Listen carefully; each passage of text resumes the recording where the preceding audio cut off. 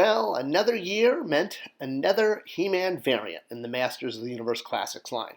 Welcome back to the Director's Commentary with me, your host, Scott Toy Guru Neitlich, brand manager for 90+% of the line, and this episode we're talking about ThunderPunch He-Man, who is quite a special figure, not just because he came with our very first Masters of the Universe Classics mini-comic, but he was an update of, well, one of the more infamous action figures from the 1980s. And that's in no small part because he came packaged with real dynamite for kids to make exploding sounds. Okay, well, not, a stick of dynamite, but caps, which are essentially a smaller version of dynamite. And it's kind of crazy to think that we used to let children play with small parts of dynamite, but we'll get into that in a bit. Let's talk about the figure first. So the vintage figure was a matchup of older parts, newer parts. Obviously, he needed a new torso and a new hand to incorporate the action feature. And let's not forget that yet again we had another logo for He-Man. I mean, this was slightly similar to the battle damaged He-Man, but still different enough. And of course, the backpack, which gave him his new powers bestowed by the sorceress, which shouldn't be confused with the other ThunderPunch He-Man. Yes, there was also a ThunderPunch He-Man in New Adventures, although this one did not come with small amounts of dynamite packed with him, and just had a sort of twist-waist punching feature, probably because of the backlash for actually having a figure packed with small amounts of dynamite in the first place.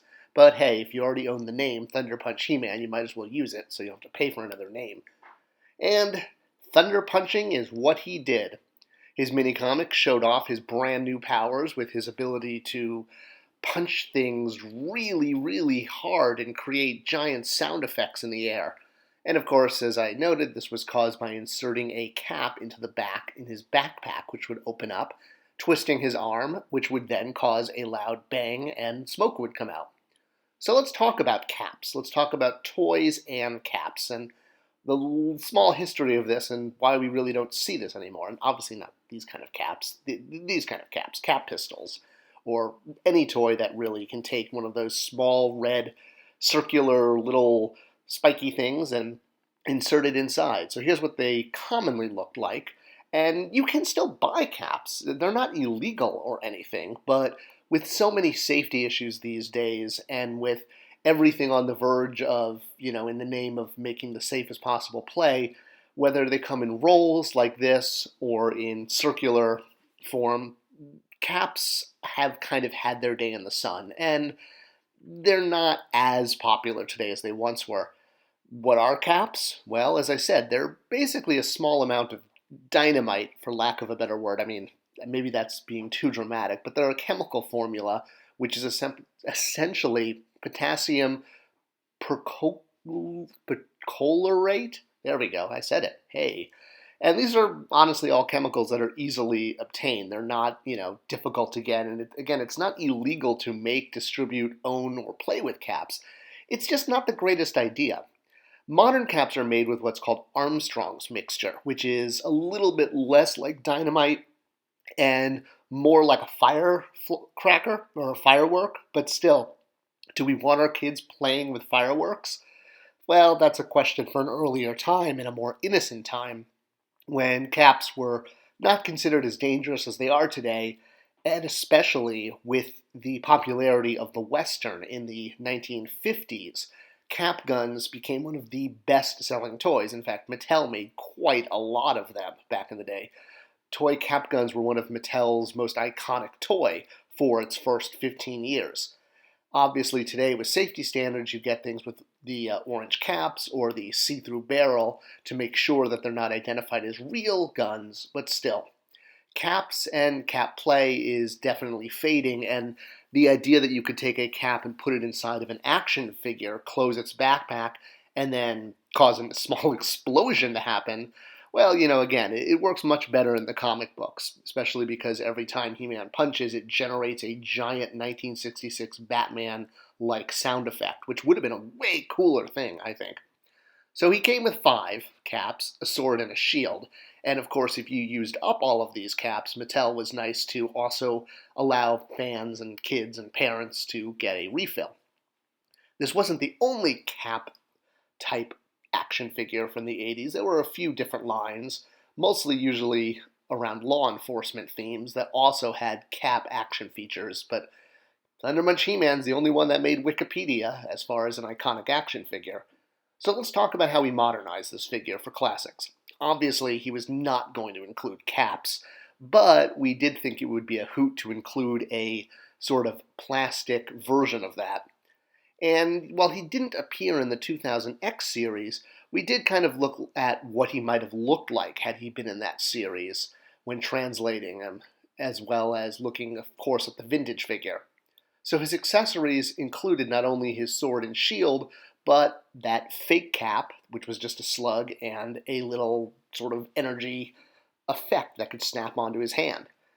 He came out a little bit more pale, I guess you could say, compared to the original He-Man release, but more or less they share a lot of parts. It's just a new vest, same head, same arms, new hand, which we'll get to in a moment. And obviously, again, his slightly brighter skin color there. But the red really pops in package, and you can see even the fake cap there packed out by his head, which I don't think confused anyone. His bio let us continue the story of Adam, which was great. By now we were so deep into the bios that we were using them to push the lore forward and tell new stories and show kind of what happened beyond the 2000X series, which the bios and soon-to-be mini-comics for classics were based on, which was pretty cool. We even did the backpack, or I should say the Horseman did the backpack, and Mattel engineered it to hold the cap.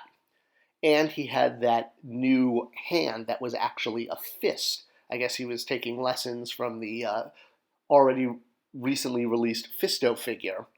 And you could snap on the energy attachment, and he could actually sort of do a thunder punch. So it was one of the first energy attachments and the first fist outside of Fisto that we had done, which was great. Although I don't think we used the fist mold or the fist tool that much. Maybe Fisto wanted to have the monopoly on that specific type of hand, but it was cool to finally actually have a punching hand that we could have for He-Man, and you had to have a punching hand for ThunderPunch He-Man. So the figure came out great. You could put the little cap or the sword or both into the shield, so you could display them, or you could put the cap into the backpack, as I noted earlier, and, he was a great figure to display. Now, he came out during the 30th anniversary, and this was kind of a special time for Masters of the Universe, because for the first time since starting Classics, we actually got some major outside support. Management purchased or commissioned, rather, all this amazing new artwork, which unfortunately didn't get used that much outside of some Comic-Con displays. It was beautiful. But being the 30th, they bestowed upon the brand a gift. Token of my goodwill, I present to you a gift.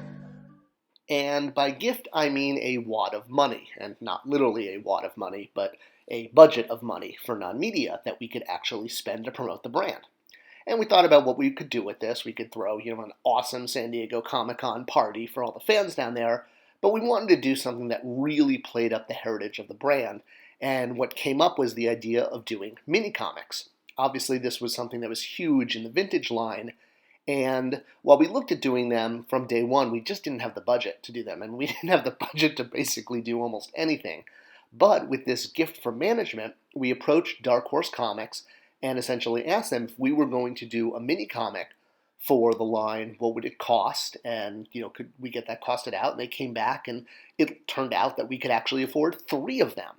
So we were pretty blown away, wow, we could actually afford to do 3 mini comics. So with that, we said, well, what we should really do is finish the story that was started in the vintage comics, where they had part 1 of 3, except part 2 and 3 never shipped with the final mini comic story. So if we could do 3, we would sort of retell the story from part 1, and then do part 2 and part 3 and show where the story was going and finally finish it. It felt like a very 30th anniversary kind of thing to do. And really the only request that Dark Horse had was they wanted to use their talent as the cover artists. So for example, Eric Powell, who did comics over at Dark Horse, specifically The Goon, was going to do the cover for the first issue, and then other issues would be done by other Dark Horse artists. So he drew the cover for the first issue, which was based on the cover from the very last mini-comic, which was being retold, which was actually based on a Frank Frazetta painting from the 1960s, 70s. The storyline was going to be written by Tim Seeley.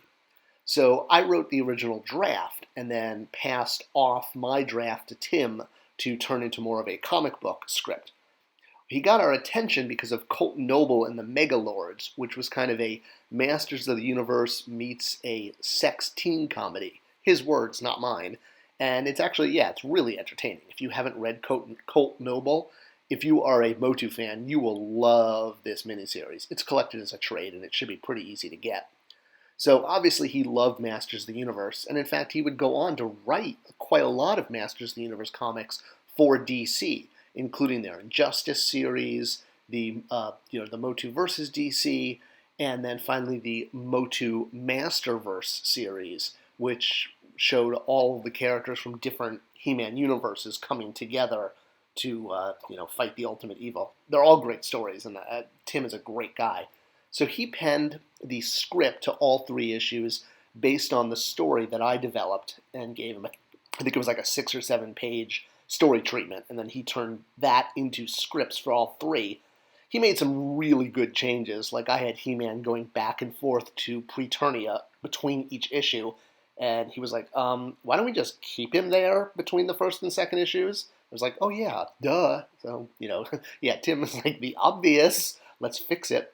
So the first issue came with ThunderPunch He-Man, and then issues 2 and 3 came with other quarterly variants that shipped throughout 2012 to retell and finally finish that vintage story. All 3 of these mini-comics were republished in the Dark Horse Coffee Table book, the collection of all the mini-comics, which you should definitely take a look at. It's great.